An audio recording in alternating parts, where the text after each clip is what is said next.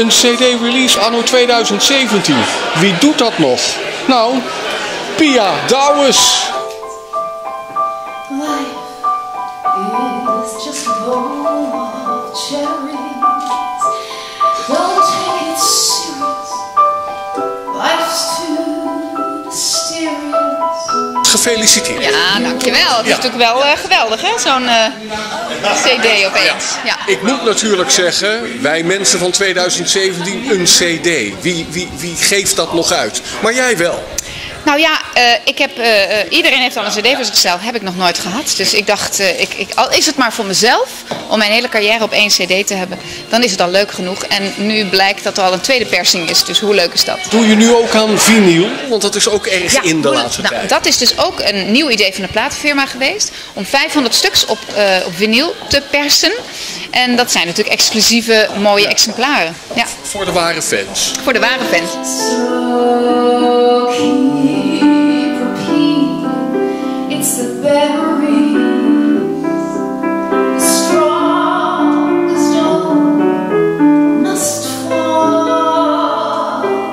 The sweet things in life to you were just love.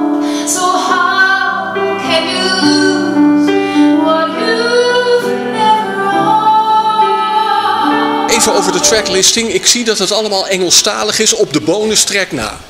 Ja, ik wilde Engelstalig doen omdat ik een internationale carrière heb. En ook om de fans zeg maar te verbinden. Dat iedereen ook die taal kan verstaan. Ik heb 3 nummers laten vertalen door Charles Hart. Dat is de beroemde lyricist van Phantom of the Opera. En in 30 jaar geen jaar ouder geworden. Zo is dat. Ziet er nog steeds even goed uit. Michel Koenze heeft voor Rebecca een nummer vertaald. Dus 4 nummers zijn echt nieuw vertaald. En de bonus track is in 7 talen. Ik wilde iets leuks doen met Mijn leven is van mij. En ik heb het gedurfd.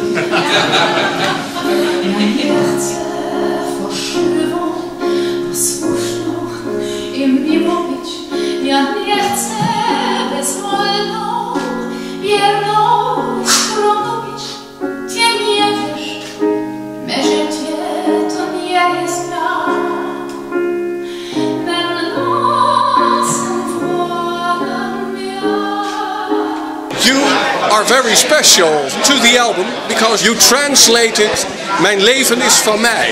How do you work on a translation? It depends. I think on this particular one I was very, very careful. I'm a great respecter of the original lyricist Michel Koenze, and I didn't want to in any way distort his original, which is very, very beautiful. However, it's quite difficult to translate because there's some quite complicated imagery and the lines are short and the rhyme scheme is quite regimented and limiting, and so I wanted to respect that. I slightly changed it. I devised my own rhyme scheme and I altered a lot of his imagery. I hope he will forgive me. I hope he will approve of it. I'm happy with the way it turned out. Pia seems to be happy with the way it turned out. It sounds fantastic. And I think it conveys exactly what the original conveys without actually repeating the original words. It would have been very clumsy, I think, if I'd attempted to do that. So I think the first duty of a translator, ironically, is to make it sound as though the song had been written in the new language. It has to be convincing in the new language. And if it isn't, then it's a failure. Hold me too tightly, don't mold me to your design, don't mock me with duties, don't rob me of what is mine, my life and the gift of being free, to live this life for me. What was Pia's reaction to your translation?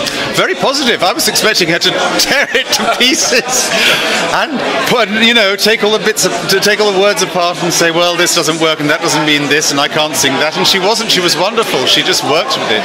For me like landscapes, mature me to worlds beyond. My goal is my journey, my soul is my vagabond. Confide and all too soon you'll see. I live this life for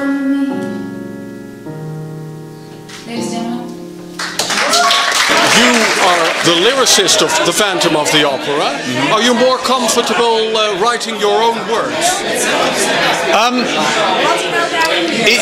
No, not necessarily, because in a way you're never writing your own words. You're writing words for characters. If you work in musical theatre, you are trying to convey what particular characters would or might think or say in a particular situation, and those have to be in keeping with the story as well, and they also have to be in keeping with the style of the piece and the period in which it's set and the country in which it's set. So there are all sorts of considerations. So you're never really expressing yourself directly as a theatre lyricist, and that's the fun of it. That's what I like about it. I don't have to be me, you know. I get to be other people. But still, millions and millions of people sing along with your lyrics. Looking back at those lyrics, would you do it differently today? Yes, of course I would. The trouble is even though these things, you know, the Phantom lyrics have been around for 30 years.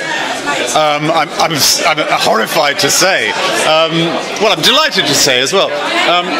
But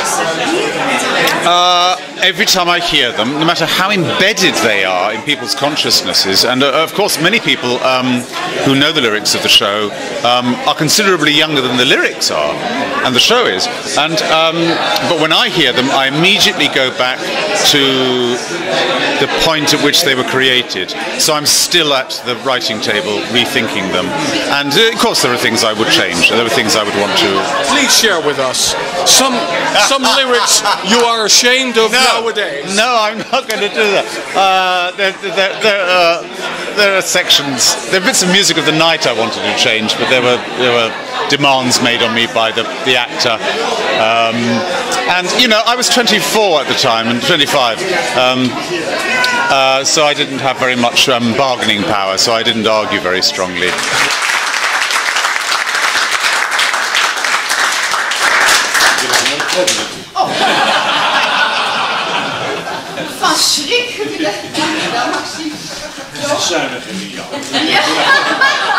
Wat me opvalt, een nummer van Spamalot. Ja, ik heb Spamalot gespeeld. Ja. Ik vind dat zo'n vreemde eend in jou bijt eigenlijk. Nee, eigenlijk niet. Want ik heb best wel wat komische dingen gedaan. Bijvoorbeeld Billy Elliot, Spamalot. Ik heb Rocky Horror Show gedaan. Dus er zitten echt heel veel dingen in die ook wel komisch zijn. Alleen in Nederland kent men dat nog niet zoveel. Behalve bij Billy Elliot dus. Ja. Nou, in Diva's Lament. Diva's Lament. Juist, ja. Klaagt de diva dat ze in acte 2 niets meer te doen heeft. Maar... het is hier niet het geval. Ik weet het, want hij zit sowieso in de eerste acte van mijn eerste gedeelte van mijn cd. Maar het is natuurlijk een hilarisch nummer. En ik vond dat niet mocht ontbreken. Ook om even een leuk tussendoortje te hebben. Want anders wordt het te balladeachtig. So how can you lose what you've never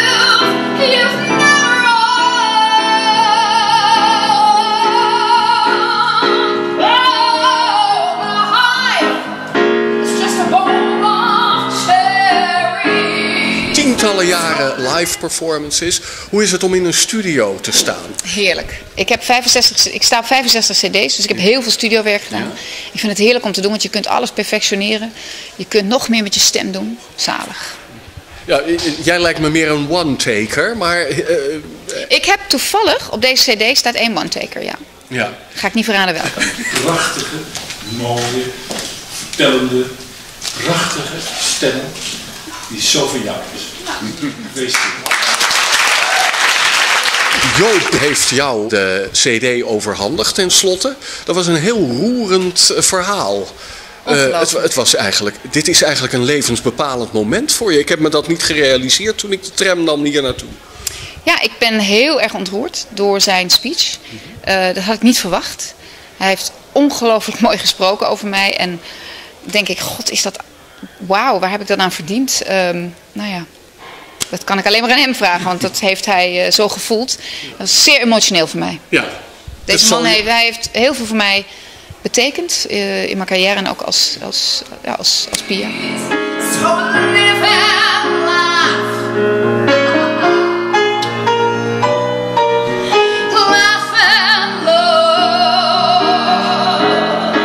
Pia, ik ga lekker luisteren in de trein naar huis. Ja, leuk. and laugh at it all.